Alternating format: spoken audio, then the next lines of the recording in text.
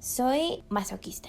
Soy el tipo de persona que en un mal día se pone a leer los comentarios de desconocidos en los videos que me gustan. Lo más interesante de pasarse una tarde leyendo comentarios de gente que uno no conoce es darse cuenta lo fácil que los seres humanos pensamos que tenemos la razón. Lo fácil que pensamos que nuestra información es privilegiada, que la forma en la que construimos argumentos es intachable, que nuestros procesos de pensamiento son mejores que los de las otras personas. Por un lado, le aplaudimos a ese sabio que alguna vez dijo que entre más sabía, se daba cuenta que menos sabía, pero por otro lado, nuestros comentarios en redes sociales son evidencia de nuestra soberbia intelectual y son evidencia de la poca capacidad que tenemos para generar curiosidad por los puntos de vista ajenos. Y las cosas se ponen muy viscerales cuando el tema sobre el que se discute es tan divisivo como lo ha sido históricamente el conflicto entre Israel y Palestina. Pero lo que más me ha impactado es darme cuenta lo fácil que es construir argumentos que suenen lógicos e informados, que defiendan o relativicen actos de violencia, que con suficientes referencias a momentos históricos, con suficientes palabras grandilocuentes, se puedan relativizar violaciones a los derechos humanos y con el lugar tan importante que ocupan las redes sociales en nuestra vida. Parecería como si existiera una exigencia para expresar todo el tiempo lo que concebimos sobre estos conflictos. Parecería como si uno no pudiera contentarse solo con experimentar la decepción o la tristeza que traen consigo crisis políticas y humanitarias como las que vivimos hoy. Porque el silencio es visto como una alternativa irresponsable por esos justicieros sociales que piensan que pueden cambiar el mundo un comentario de Instagram a la vez. ¿Dónde está tu perspectiva ideológica? ¿De qué lado de la historia vas a estar? ¿Del de los opresores o de los oprimidos? ¿De los buenos o de los malos? Hasta que un día te das cuenta del absurdo. Te das cuenta que el lenguaje es engañoso, que se podría construir un argumento intelectual defendiendo lo indefendible, que esto lo han hecho tiranos y pensadores a lo largo de la historia de la humanidad, que a veces el ejercicio del pensamiento no es suficiente para ayudarnos a enfrentar el vacío que dejan las crisis políticas y humanitarias de nuestra era. Creo que la mente no nos está ayudando para encontrarle sentido a la desesperanza generalizada que experimentamos en tiempos de guerra y que necesitamos alternativas que nos ayuden a procesar la realidad funesta de nuestros tiempos. Hola, bienvenidos a mi canal. Esto es la tradición del intelecto en tiempos de guerra.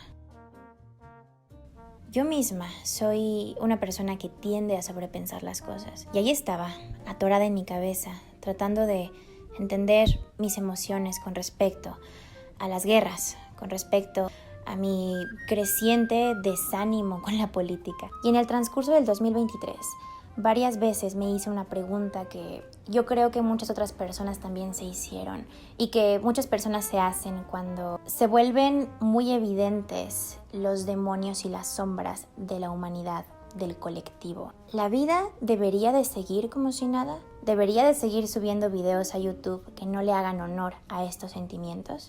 Por suerte, en medio de mi desánimo, se me cruzó un libro que no solo resonó mucho con los sentimientos que estaba experimentando, también me animó y me inspiró a salirme un poco de mi mente y me regresó un poco la esperanza. El libro se llama Nobleza de Espíritu y fue escrito por un pensador de los Países Bajos que se llama Rolf Riemann. Este filósofo ha escrito mucho sobre el regreso del fascismo en nuestra era. La premisa principal de este ensayo es que no importa qué tan ilustrada sea una sociedad, qué tantas reformas institucionales se hagan, qué tanta libertad política se promueva, si no procuramos un nuevo clima espiritual, la llamada nobleza de espíritu, entonces reinará la barbarie. O sea, no importa qué tanta educación tengamos, si solo hicimos la primaria o si tenemos 12 posgrados, la gente se seguirá agrediendo en redes sociales, argumentando que está en su libertad y está en su derecho ser culero, a menos que los individuos tengan la convicción profunda de que no está en su mejor interés agredir a otras personas en Internet. La nobleza de espíritu es una actitud existencial, pero también es un fundamento moral. es reconocer que para que un ser humano viva una vida digna, tiene que orientar su existencia hacia la búsqueda de la verdad, de la belleza, de la libertad y de la dignidad.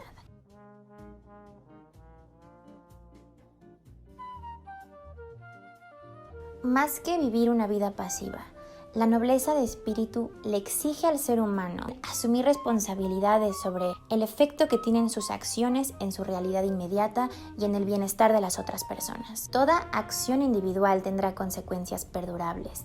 Todo comentario escrito en redes sociales tiene peso. Las otras personas lo leen y nuestro comentario afecta a los seres humanos que entran en contacto con nuestras palabras, con nuestra realidad. Ahorita vivimos en una era en donde es muy común que hablemos de todos los derechos y todas las libertades que tenemos, sin asumir que esos derechos y esas libertades conllevan responsabilidades. Como cuando le escribimos a un desconocido que está en nuestro derecho a tener nuestra opinión y expresarla.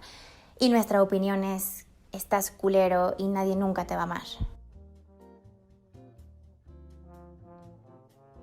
En algún momento se llegó a pensar que esta búsqueda de respuestas existenciales iba a ser liderada por los intelectuales. Se llegó a pensar que una persona muy cultivada, muy ilustrada, muy conocedora, iba a tener naturalmente más incentivos para esta búsqueda de respuestas. Pero desde la primera parte del libro, el preludio, el autor cuestiona esta perspectiva.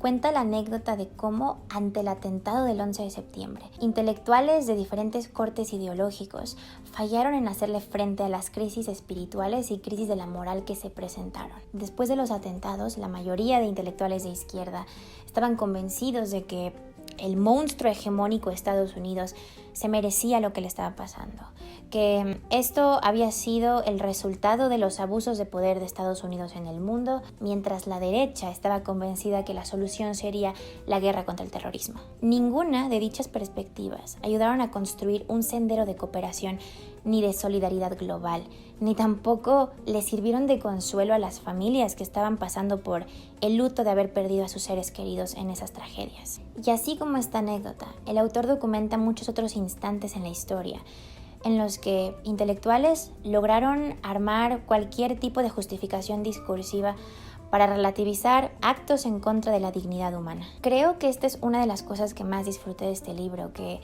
el autor recogiera diferentes conversaciones que artistas y pensadores tuvieron, en donde expresan las crisis que tienen con la humanidad y su percepción sobre los acontecimientos históricos que les tocó atravesar. Por ejemplo, Nietzsche ya empezaba a percibir una crisis en el mundo académico e intelectual cuando le cuenta a su amigo en una carta sobre su propia experiencia como profesor. La utilidad ha sido proclamada la principal meta de vida, y más en concreto, ganar todo el dinero que sea posible. Yo, encargado de la noble tarea de formar a la joven élite, había visto cómo mi cometido se degradaba al extremo de ya solo formar a gente comercial. Todo había de ser comercial, adaptado a los gustos del momento, corriente, pero sobre todo no podía ser distinto, ni difícil, ni pesado, sino solo normal, sí, preferentemente normal. Esa era la única forma de encontrar la felicidad, porque toda cultura que condujera a la soledad, que no girase en torno al dinero y al lucro, que requiera tiempo, era calificada de egoísmo, elitismo e inmoral. La universidad es corrupta hasta la médula. Gente corriente. Ahí están, ahí se forman. Conformar. Esta es la nueva definición de lo mejor. Adaptarse al dinero y al público. Los intelectuales jamás salvarán al mundo. Estas palabras me hicieron recordar las cosas que yo sufrí en mi propia experiencia universitaria. El tiempo pasaba muy rápido de semestre en semestre, de lectura en lectura, de materia en materia. Y a veces quedaba muy poco tiempo para procesar toda la información que uno se metía a la cabeza de golpe. Y con esas prisas y esa exigencia de siempre entregar resultados, de siempre ser productivos, sentía como si se nos mandara el mensaje implícitamente de que estaba bien que la aproximación al conocimiento fuera así de efímera, fuera así de desarticulada y superficial. Y el tiempo era tan escaso que no lo podías desperdiciar en cuestionamientos existenciales o en plantearte dudas sobre tu propio porvenir. Creo que no había condiciones para que el conocimiento se volviera significativo. No había condiciones para que la universidad le diera las herramientas necesarias a sus estudiantes para orientarlos en los cuestionamientos más importantes de su vida. Entonces, ¿cuál sería la formación ideal para hacerle frente a los vacíos existenciales de nuestros tiempos? ¿Por qué la educación que recibimos no nos inspira a ser mejores personas, a tratar a los otros con dignidad? Si queremos acercarnos a las respuestas a estas preguntas, tengo que hablar de otra de las anécdotas que el autor nos hace el favor de recoger por nosotros. Es una historia que muchas personas conocen ya, a estas alturas de la humanidad es casi un mito. Es la historia de un hombre que entendió que si el ejercicio del pensamiento no afectaba todas las áreas de su vida, entonces no era significativo, y que dejó que su amor por la verdad transformara su vida para siempre. Ya se hablaba de la sabiduría de aquel hombre que iba acompañado por un grupo de jóvenes esa tarde. No decía mucho, sin embargo, sus preguntas sobre los temas hablados causaban revuelo y controversia entre los presentes. Uno de los jóvenes estaba particularmente sorprendido por el filo de los cuestionamientos y quedó tan impactado que esa noche no pudo dormir. La pasó pensando en esas preguntas que nunca antes se había hecho. Él, que venía de una familia de políticos, que heredaría riquezas, influencia y poder, ahora se cuestionaba: ¿cuál era el sentido de poseer riquezas? ¿Para qué ambicionar una carrera política? ¿Por qué se debían cumplir las expectativas de la familia? Todas esas búsquedas que eran tan normales para un joven de su posición, ahora peligraban ante la duda que le había metido en gran parte aquel hombre. A la mañana siguiente corrió en búsqueda del culpable de su confusión y le dijo cuando lo vio: «Sócrates, deseo cambiar mi vida. Quiero ser tu discípulo». Sócrates contestó que él no era ningún maestro, que no había nada que le pudiera enseñar, y le preguntó qué era lo que deseaba aprender. El joven Platón le explicó sobre la desolación que acarreaba desde que lo escuchó formular sus preguntas, que ahora cuestionaba el valor de aquellas cosas que anteriormente lo habían llenado de sentido. Temía nunca saber sobre aquellas cosas lejanas de casa, de su familia, de su comodidad. Entonces Sócrates le sugirió que fuera a la guerra a conocer la vida, y eso hizo Platón. Y en el reencuentro con Sócrates le contó todo lo que aprendió, que la guerra no había sido la epopeya sobre la que se cantaba, que era más bien el hedor de cadáveres, el sufrimiento de los sobrevivientes, la muerte de un querido amigo. Sin embargo, gracias a la guerra, había entendido que no importaba la cuna con la que se naciera, cualquiera podía ser cobarde o traicionero, fiel o valiente, ni la inteligencia ni el dinero aseguraban la nobleza de espíritu. También expresó la sorpresa que llevó cuando vio lo fácil que la gente se dejaba acarrear por sus pasiones y deseos destructivos. Pero sobre todas las cosas, lo que más lo impactó fue la autocomplacencia generalizada, que la mayoría prefiriera la comodidad de adaptarse a las modas, las opiniones y el orden establecido, y que por ello un asomo de reflexión fuera considerado extraño e indeseable. Me fui para conocer cómo era el mundo, regresé para aprender cómo debería ser. Cuando Platón dejó de hablar, Sócrates dijo: «Si deseas comprender la vida y responder esa pregunta, debes comprometerte a ella, debe corroerte como pasión inextinguible. Si no altera tu forma de vivir, será solo una pregunta hueca. A mí también me interesa responder a esa pregunta. Propongo que la analicemos juntos».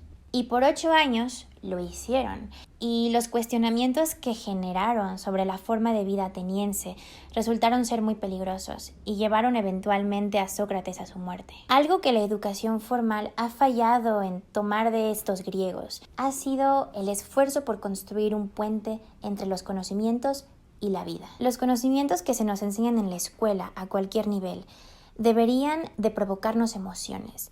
Deberían de hablarnos sobre nosotros mismos o sobre nuestra realidad inmediata. Y como dice Sócrates, el ejercicio del intelecto por el ejercicio del intelecto es una tarea fútil. Si la pregunta no te corroe como pasión inextinguible, entonces permanecerá hueca.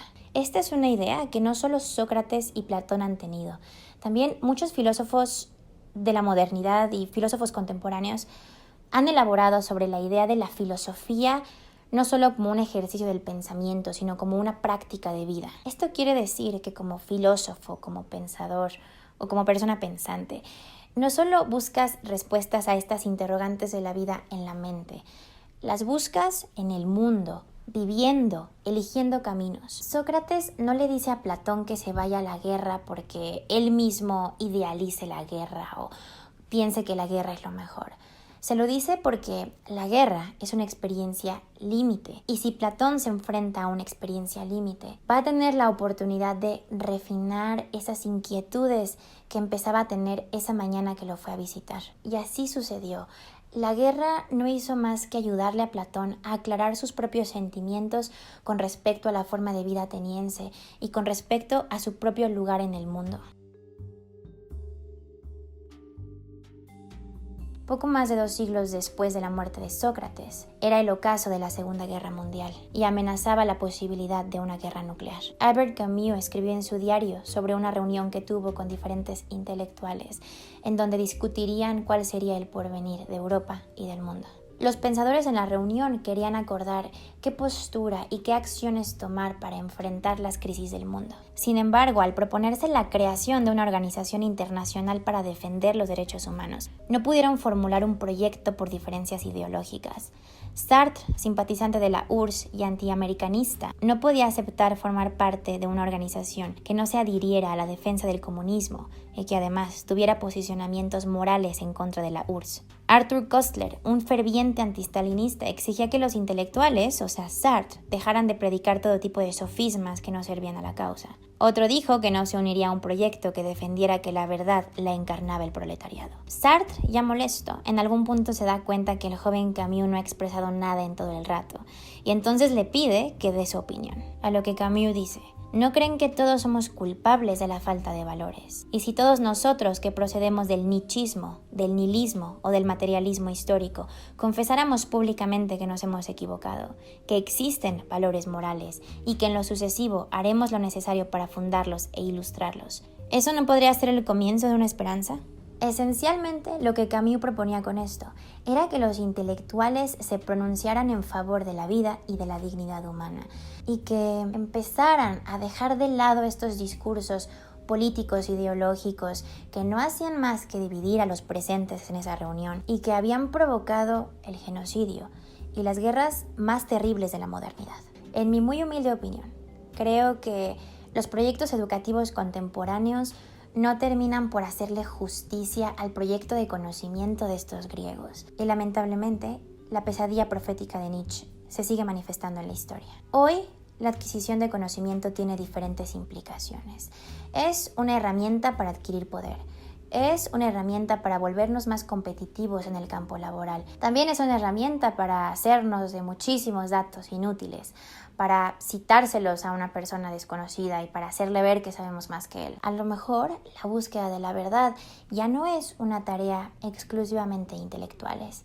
A lo mejor le corresponde a otros ámbitos de la vida humana responder estas preguntas perennes sobre el espíritu y la existencia.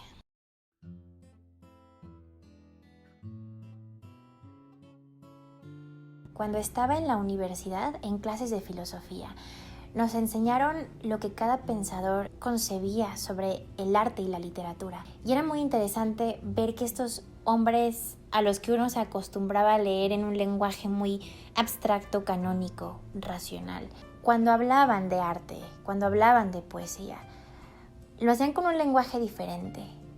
Se expresaban con arrojo. En general, estos pensadores decían que el arte era una fuerza vital en el ser humano. Era una fuerza que nos ayudaba a comprender cosas de la humanidad a la que la filosofía no tenía acceso. Mientras el filósofo se esfuerza por hacer una disección de la experiencia de la vida, por hacer una descripción puntual de la experiencia, el poeta se contenta tan solo con poder expresar su sorpresa ante la experiencia de la vida. Yo creo que como estos filósofos entendían que la verdad no es algo absoluto, podían apreciar que la verdad que busca el arte no es rígida y le hace justicia a los misterios de la experiencia. Y a veces les pasaba que alguno de sus poetas favoritos lograban definir mejor para ellos algo que no se habían podido explicar a sí mismos con el lenguaje de la razón.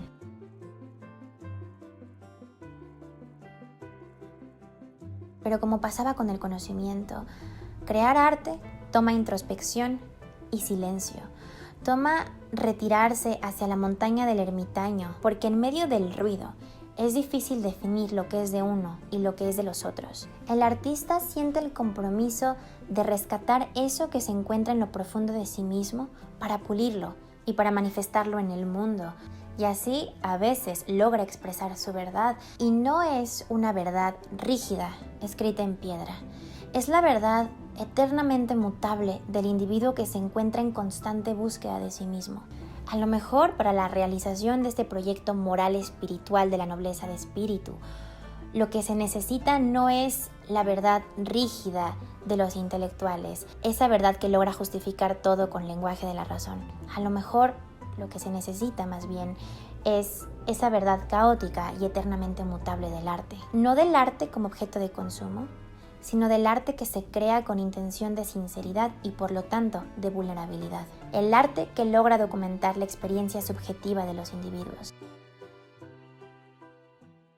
En la vida he tenido la oportunidad de entrar en contacto con diferentes grupos de personas en donde los logros académicos son parte de la identidad más profunda de los individuos. Y si algo he notado es que no importan las instituciones académicas de prestigio en donde se haya estudiado, no importan los posgrados, no importan los títulos universitarios. Cualquier ser humano puede ser culero y oportunista y mala onda. Si algo agradezco de haber encontrado este libro fue que me ayudó a articular ciertas inquietudes y ciertas decepciones que ya tenía con el mundo académico y con el mundo de la excelencia académica y el mundo de los intelectuales. Este año me ha tocado ver a personas con mucha formación académica, intelectualmente muy respetables, peleándose con amistades de años por los conflictos de Israel y Palestina. Y si está sucediendo en el microcosmos de un grupo de amigos que no nos podemos entender por diferencias ideológicas, por diferencias de discursos intelectuales, ¿qué esperanza queda para el mundo? ¿Qué esperanza queda para que las personas afuera de nuestro microcosmos se entiendan? Para que existan diálogos entre extraños en redes sociales, en los comentarios de las publicaciones que hay sobre Israel y Palestina. Lo que quiero decir es que el mundo se va a seguir yendo al carajo si nos seguimos peleando por cuestiones ideológicas y si seguimos perdiendo de vista las cosas que son más importantes de la vida, como las conexiones humanas, como la experiencia del amor y la experiencia de la solidaridad. En fin, si algo de lo que dije en este video les resonó en algún lugar, les recomiendo que lean este libro. A mí me ayudó a retomar fuerzas y reconstruir algo de esperanza por la humanidad. Y wow, no puedo creer que sigan aquí, con todas las distracciones disponibles allá afuera. Gracias por escucharme. Nos vemos pronto en otro video.